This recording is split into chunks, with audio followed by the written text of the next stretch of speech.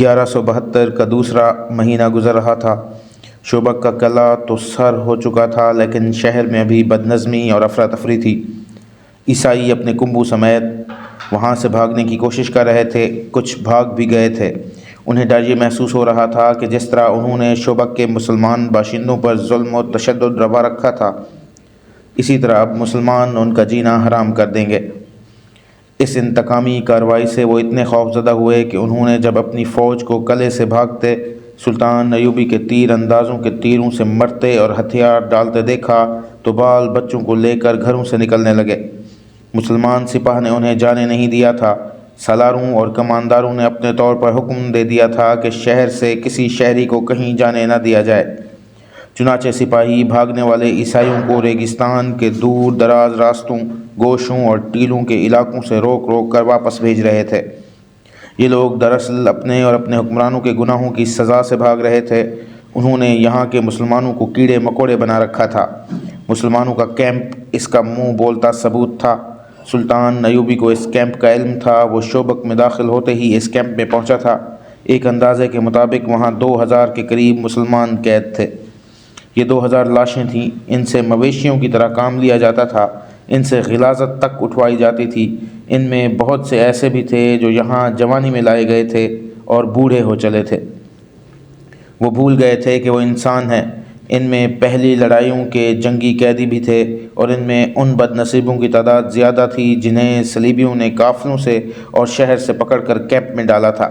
یہ امیر کبیر تاجر تھے یا خوبصورت لڑکیوں کے باپ تھے۔ ان سے دولت، مال اور لڑکیاں چھین لی گئی تھیں۔ ان میں شہر کے وہ مسلمان بھی تھے جن کے خلاف یہ الزام تھا کہ وہ سلطنت اسلامیہ کے وفادار اور صلیب کے دشمن ہیں۔ شہر میں جو مسلمان رہتے تھے وہ نماز اور قرآن گھروں میں چھپ چھپ کر پڑھتے تھے، وہ بھی اس طرح کہ آواز باہر نہ جائے۔ وہ معمولی حیثیت کے عیسائیوں کو بھی جھک کر سلام کرتے تھے۔ اپنی جوان بیٹیوں کو تو وہ پردے میں رکھتے ہی تھے، اپنی معصوم بچیوں کو بھی وہ باہر نہیں نکلنے دیتے تھے۔ عیسائی خوبصورت بچیوں کو اغوا کر لیتے تھے۔ سلطان ایوبی نے جب ان 2000 زندہ لاشوں کو دیکھا تو اس کے آنسو نکل آئے۔ اس نے کہا تھا، ان مظلوموں کو آزاد کرانے کے لیے میں پوری کی پوری سلطنت اسلامیہ کو داؤ پر لگا سکتا ہوں۔ اس نے ان کی غذا اور ان کی صحت کے لیے فوری احکامات جاری کر دیے تھے اور کہا تھا کہ ابھی انہیں اسی جگہ رکھا جائے اور انہیں بستر مہیا کیے جائیں۔ ان کے پاس ابھی ان کی کہانیاں سننے کے لیے وقت نہیں تھا۔ اسے ابھی باہر کی کیفیت کو قابو میں لانا تھا۔ باہر کا یہ عالم تھا کہ جنگ ابھی جاری تھی، جس کی نوعیت کھلی جنگ کی سی نہیں تھی۔ صورت یہ تھی کہ صلیبی فوج جو سلطان ایوبی کے دھوکے میں آ کر کرک اور شوبک سے دور اس فوج کو روکنے کے لیے چلی گئی تھی، وہ بکھر کر پسپا ہو رہی تھی۔ مسلمان دستے اس پر شب خون مار مار کر اور زیادہ برا حال کر رہے تھے۔ سلطان ایوبی کو اطلاعیں مل رہی تھیں کہ بعض جھڑپوں میں اس کے دستے گھیرے میں آ کر نقصان اٹھا رہے تھے۔ یہ خطرہ بھی تھا کہ کرک کے قلعے میں جو صلیبی فوج ہے وہ صحرا میں پھنسی اور بکھری ہوئی اپنی فوج کی مدد کے لیے بھیج دی جائے گی۔ اس صورتحال کے لیے سلطان ایوبی کے پاس فوج کی کمی تھی۔ مصر سے وہ کمک نہیں منگوانا چاہتا تھا کیونکہ وہاں کی سازشیں دبی نہیں تھیں۔ معزول کی ہوئی فاطمی خلافت کے حامی درپردہ سازشوں میں مصروف تھے۔ سوڈانی حبشی الگ طاقت جمع کر رہے تھے۔ ان دونوں کو صلیبی مدد دے کر سلطان ایوبی کے خلاف متحد کر رہے تھے۔ سب سے بڑا خطرہ یہ تھا کہ متعدد مسلمان سیاسی اور فوجی سربراہ بھی سلطان ایوبی کے خلاف درپردہ کارروائیوں میں مصروف تھے۔ یہ ایمان فروشوں کا ٹولہ تھا جو اقتدار کے حصول کے لیے اسلام کے دشمنوں کے ساتھ ساز باز کر رہا تھا۔ انہوں نے حشیشین کے پیشہ ور قاتلوں کی خدمات بھی حاصل کر لی تھیں جنہوں نے سلطان ایوبی کے قتل کا منصوبہ بنا لیا تھا۔ صلاح الدین ایوبی نے کئی بار کہا تھا، صلیبیوں کی یہ کتنی بڑی کامیابی ہے کہ وہ میرے ہاتھوں مسلمانوں کو قتل کرا رہے ہیں۔ وہ بے شک ایمان فروش ہیں جنہیں میں نے غداری کی پاداش میں سزائے موت دی ہے، لیکن وہ مسلمان تھے، کلمہ گو تھے۔ کاش یہ لوگ اپنے دشمن کو پہچان لیتے۔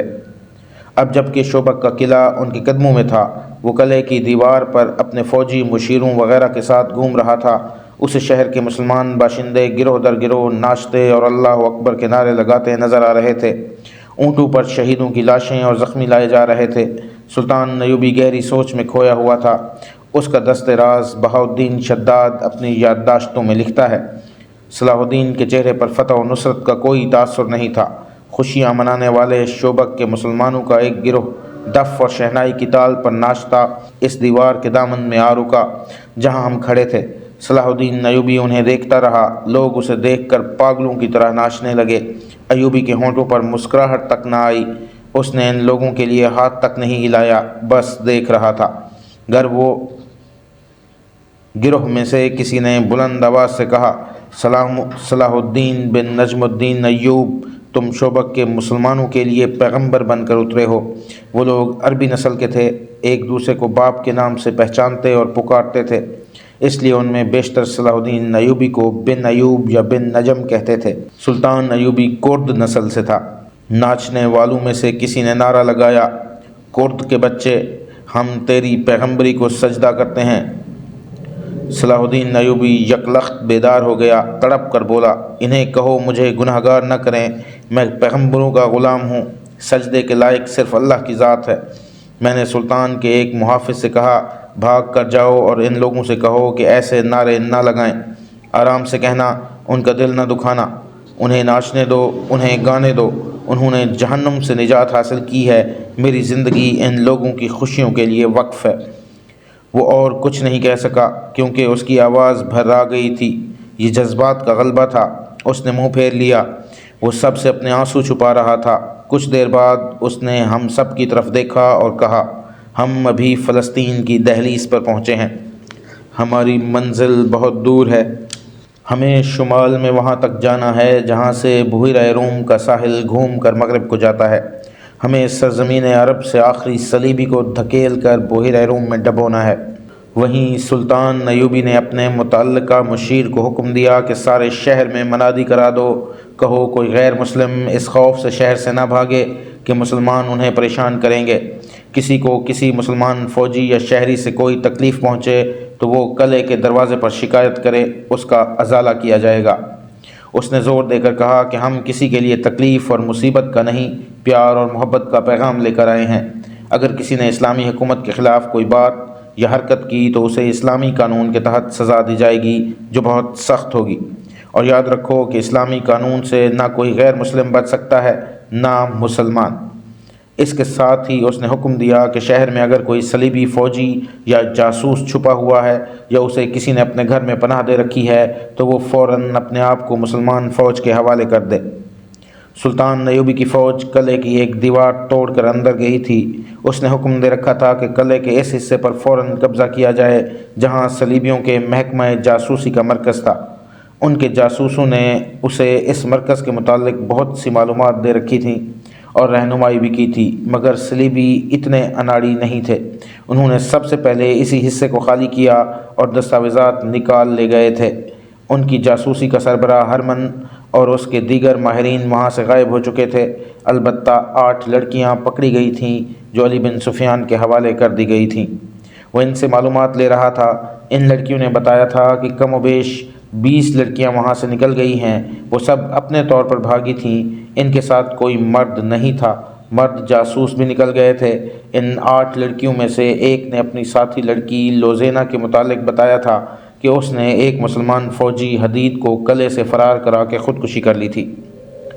شوبک میں امن اور شہری انتظامات بحال کرنے کی سرگرمیاں تھیں اور کرک میں شوبک پر حملے اور اسے سلطان ایوبی سے چھڑانے کی سکیمیں بن رہی تھیں، لیکن صلیبی حملے کے لیے اتنی جلدی تیار نہیں ہو سکتے تھے جتنا وہ سمجھتے تھے۔ ان کے سامنے پہلا سوال تو یہ تھا کہ ان کے عالم جاسوس نے بڑی پکی اطلاع دی تھی کہ سلطان ایوبی کرک پر حملہ کرے گا۔ اس کی فوجیں کرک کی طرف آ رہی تھیں۔ ان کے قاہرہ کے جاسوسوں نے بھی ناقابل تردید اطلاعیں دی تھیں کہ سلطان ایوبی کی فوج کرک پر حملہ کرے گی، جس کی کمان وہ خود کرے گا، مگر آدھے راستے سے اس کی فوجوں نے رخ بدل دیا اور ایسی چالیں چلیں کہ صلیبی فوج جو مسلمانوں کو روکنے کے لیے گئی تھی شب خونوں کی زد میں آ گئی اور سلطان ایوبی نے کرک سے اتنی زیادہ دور شوبک پر حملہ کر دیا۔ یہ سوال ایک کانفرنس میں پیش کیا گیا تھا جس میں صلیبی فوج کے اعلیٰ افسر اور صلیبی حکمران موجود تھے۔ ان کے محکمہ جاسوسی کا سربراہ جرمن نژاد ہرمن اور عالم جاسوس جسے سلطان ایوبی نے قاہرہ سے گرفتار کر کے رہا کر دیا تھا، ملزموں کی حیثیت سے کانفرنس میں پیش کیے گئے۔ عالم جاسوس شوبک کے قلعے سے بھاگنے میں کامیاب ہو گیا تھا۔ اسے کانفرنس میں ہتھکڑیوں میں پیش کیا گیا تھا۔ اس پر الزام یہ تھا کہ اس نے غلط اطلاع دے کر مسلمانوں کو فائدہ پہنچایا اور ان کی فتح کا باعث بنا ہے۔ اس نے ایک بار پھر بیان دیا کہ اسے یہ اطلاع کس طرح ملی تھی کہ سلطان ایوبی کرک پر حملہ کرے گا۔ اس نے یہ بھی کہا کہ اگر اس کی اطلاع میں کوئی شک تھا تو متعلقہ محکمے کو اس کے مطابق عمل نہیں کرنا چاہیے تھا۔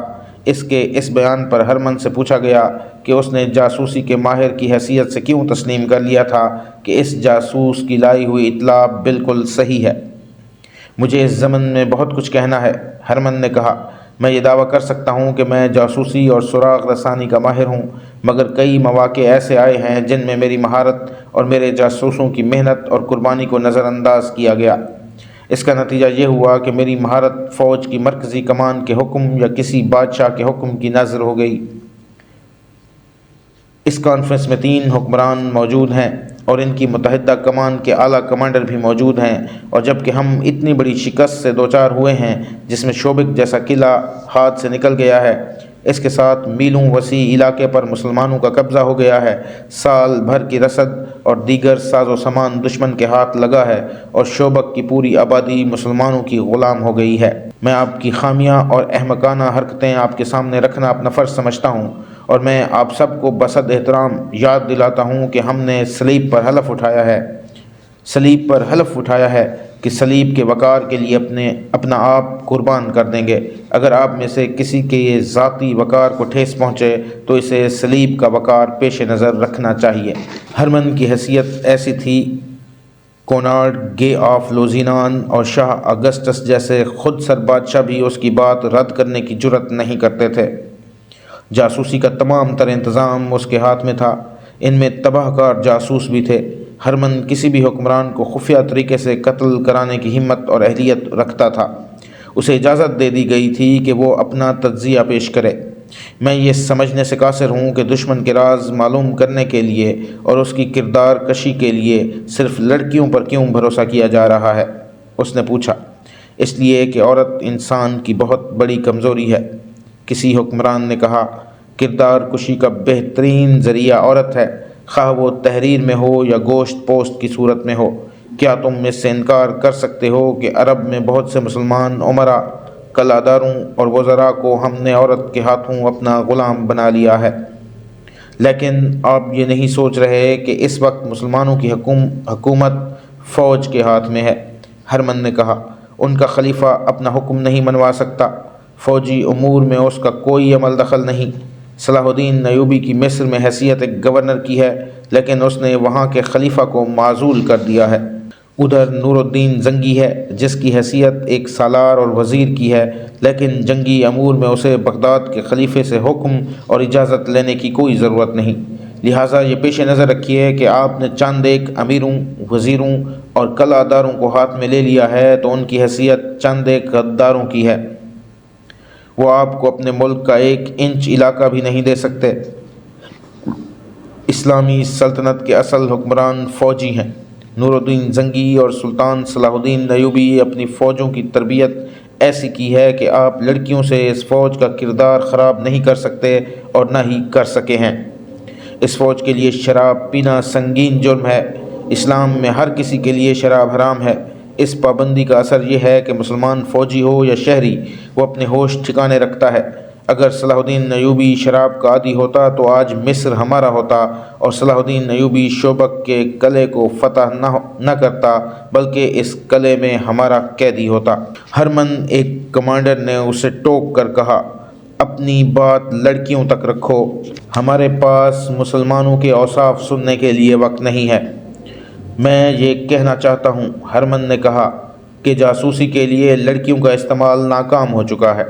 گزشتہ 2 برسوں میں ہم بڑی قیمتی لڑکیاں مصر میں بھیج کر مسلمان فوجیوں کے ہاتھوں مروا چکے ہیں۔ لڑکی کے معاملے میں یہ بھی یاد رکھیے کہ عورت ذات جذباتی ہوتی ہے۔ آپ لڑکیوں کو کتنی ہی سخت ٹریننگ کیوں نہ دیں، وہ مردوں کی طرح پتھر نہیں بن سکتی۔ ہم انہیں خطروں میں پھینک دیتے ہیں۔ خطرہ بہرحال خطرہ ہوتا ہے اور دل و دماغ پر اثر کرتا ہے۔ بعض اوقات حالات بہت ہی بگڑ جاتے ہیں۔ ان حالات میں مسلمان فوجی ہماری لڑکیوں کو تفریح کا ذریعہ بنانے کی بجائے انہیں پناہ میں لے لیتے ہیں اور ان کے جسم اپنے اوپر حرام کر لیتے ہیں۔ لڑکیاں جذبات سے مغلوب ہو کے رہ جاتی ہیں۔ حال ہی میں ہماری ایک لڑکی کو صلاح الدین ایوبی کے ایک کمانڈر نے ڈاکوؤں سے بچایا اور زخمی ہو گیا۔ لڑکی اسے شوبک میں لے آئی، ہم نے اسے مسلمانوں کے کیمپ میں پھینک دیا۔ لڑکی نے اسے ہماری فوج کے ایک افسر کی وردی پہنا کر قلعے سے نکال دیا، اسے گھوڑا بھی دیا۔ میں نے لڑکی کو پکڑ لیا، لڑکی نے زہر کھا کر خودکشی کر لی۔ اس نے سزا کے خوف سے خودکشی نہیں کی تھی، اس نے محسوس کر لیا تھا کہ وہ گناہگار ہے اور اپنے جسم کو دھوکے کے لیے استعمال کر رہی ہے۔ یہ احساس اتنا شدید تھا کہ اس نے زہر پی لیا۔ آج کی قسط اختتام کو پہنچی۔ اگلی اقساط کے لیے دیکھتے رہیے ہمارا چینل داستان سرائے۔ شکریہ۔